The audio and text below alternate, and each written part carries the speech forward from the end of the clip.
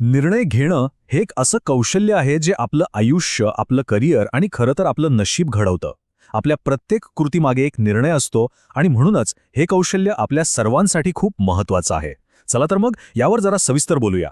बघा, Tony Robbins यांचं हे वाक्य आणि हे चित्र, दोन रस्त्यांच्या फाट्यावर उभी असलेली एक व्यक्ती, किती परफेक्ट आहे हे.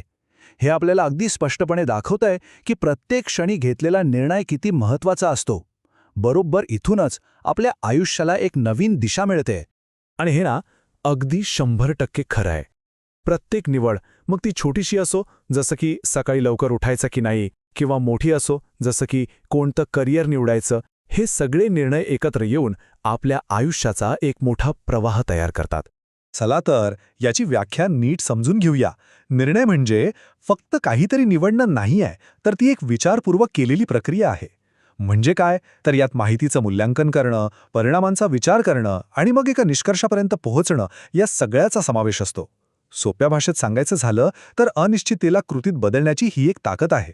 आणि यातला सर्वात महत्त्वाचा मुद्दा हा आहे की आपल्या जीवनाचा दर्जा म्हणजे क्वालिटी ऑफ लाईफ ही थेट आपल्या निर्णयांच्या दर्जाशी जोडलेली आहे. चांगले निर्णय चांगल्या परिणामांकडे घेऊन जातात आणि चुकीचे निर्णय ते आपल्याला मागे खेचतात. म्हणूनच या कौशल्यावर प्रभुत्व मिळवणं खूप गरजेचं आहे. आता हे पाहूया की आयुष्याची अशी कोणती 4 मुख्य क्षेत्र आहेत जिथे निर्णय घेण्याच्या क्षमतेचा सगळ्यात जास्त परिणाम होतो.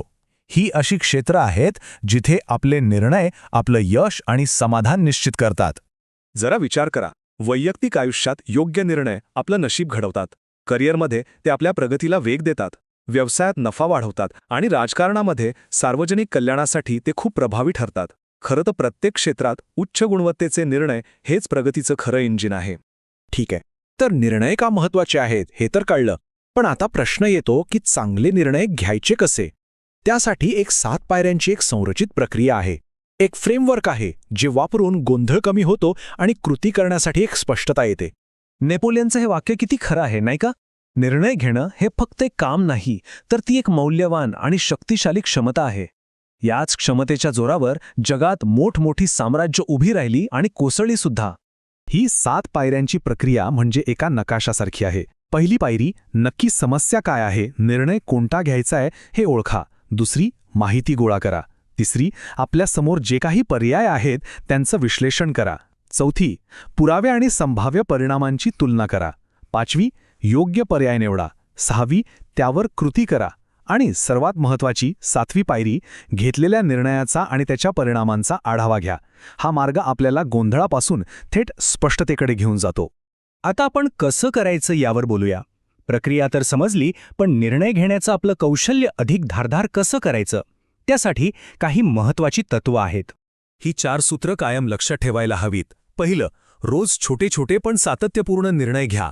दुसरं, परिणामाची चिंता करण्याऐवजी निर्णय घेण्याच्या प्रक्रियेवर लक्ष केंद्रित करा. तिसरं, माहिती आणि तथ्यांच्या आधारावरच निर्णय घ्या, अंदाजांवर नाही. आणि चौथं, आपल्या चुकांमधून सतत शिका. हेच यशस्वी लोकांचं रहस्य आहे. वाह, काय जबरदस्त उपमा आहे ही.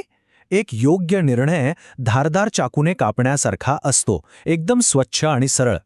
पण निर्णय टाळणं किंवा अनिश्चितता म्हणजे बोथट चाकूने वार करण्यासारखा आहे, जो फक्त त्रास देतो आणि जखम अधिक खोल करतो. चला, आता एक अशी कथा पाहूया जी आपल्याला जलद आणि अचूक निर्णय घेण्याच्या प्रचंड शक्तीचं उत्तम उदाहरण दाखवते. ही कथा सिद्ध करते की योग्य वेळी घेतलेला एक निर्णय आपलं आयुष्य कसं पूर्णपणे बदलू शकतो. ही गोष्ट आहे रोमन सैनी यांची.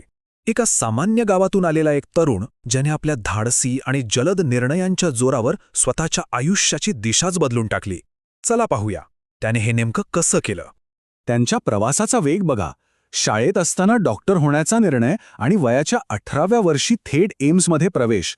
पण पुढच्याच वर्षी गावकऱ्यांची अवस्था पाहून त्यांनी IAS होण्याचा निर्णय घेतला आणि अवघ्या 22व्या वर्षी ते IAS अधिकारी बनले सुद्धा. पण ते इथेच थांबले नाहीत. विद्यार्थ्यांना मदत करण्याच्या ध्येयाने त्यांनी प्रतिष्ठित IAS पदाचा राजीनामा दिला आणि अनअकॅडमी सुरू केली. त्यांचा प्रत्येक निर्णय किती जलद आणि किती आत्मविश्वासाने घेतलेला होता. आणि या एका उद्योजकीय निर्णयाचा परिणाम ऐका.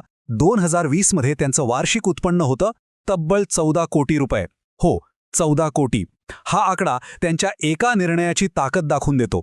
हे गणित तर थक्क करणारे आहे. एक IAS अधिकारी म्हणून त्यांचा वार्षिक पगार होता सुमारे 18 लाख रुपये. पण फक्त एका योग्य वेळी घेतलेल्या निर्णयामुळे त्यांचं उत्पन्न पोहोचलं थेट 14 कोटींवर. म्हणजे जवळपास 93 पटींनी जास्त. हे आहे जलद आणि अचूक निर्णयाचं खरं सामर्थ्य. तर रोमन सैनी यांची कथा आपल्याला एकच गोष्ट शिकवते: आपलं नशीब आपल्याच निर्णयांनी घडतं. मग प्रश्न हा आहे की आज आपल्या आयुष्याला योग्य दिशा देण्यासाठी आपण कोणता निर्णय घेणार आहोत? विचार नक्की करा.